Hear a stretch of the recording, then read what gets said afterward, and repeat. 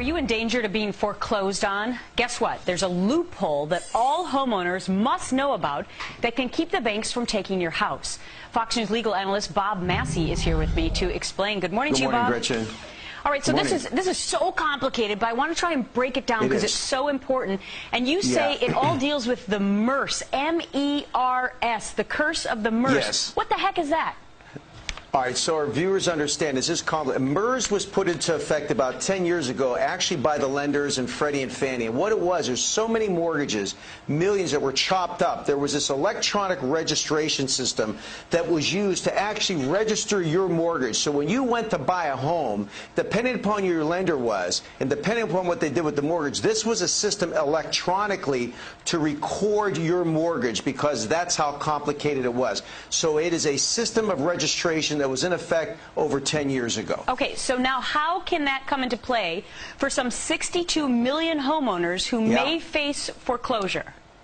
This is catching a lot of ground in the court. So any of our viewers who has received a foreclosure notice from MERS, M-E-R-S, what the courts are saying is this. They're saying, wait a second.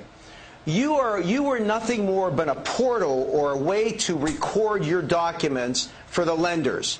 And that you literally, in the courts, Gretchen, we have a thing called standing. Somebody has to have a legal basis to foreclose. Some of the courts in this country, in California, Nebraska, Nevada, Florida, have said, wait a second, until you could show that you actually are a legitimate interest holder in that property, that you cannot foreclose. You don't have the right to do it because you don't hold the original note in your hand.